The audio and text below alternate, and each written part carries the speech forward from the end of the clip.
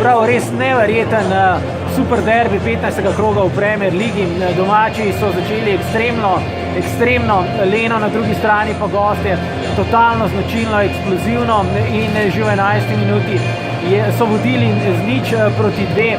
Na to je sledil super frontalni pospešek, napadalski pospešek domačega Arsenala, toda obramba ali bolje rečeno ekstremni bunker gostov se je ohranil s pomočjo predvsem vratarja Davida De Geje, ki je obranil res nekaj stvari, dimenzijam, ki oklepajo življenja na tem planetu, pravzaprav so še vedno neznanka. No, takoj po odmoru se je pritisk domačih nadaljeval in uspelo jim je, torej prišlo je do zadostnega finiša z 1-2.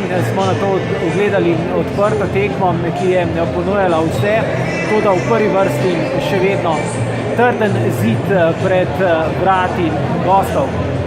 Tako je Manchester United iz enega od redkih protinapadov v drugem polčasu povedal na 1-3 in to bi bilo skoraj da vse, če ne bi bil na to izključen najboljši pri Unitedu Paul Pogba, ki naj bi oziroma je grdo pohodil Bellerina.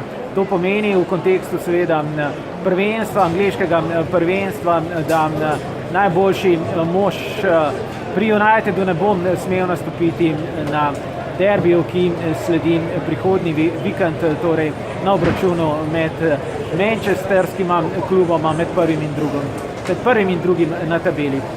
No, kakorkoli, veliko nogometnih užitkov danes zvečer na severu Londona. Zaključkom, ki je Arsenal 1, Manchester United 3.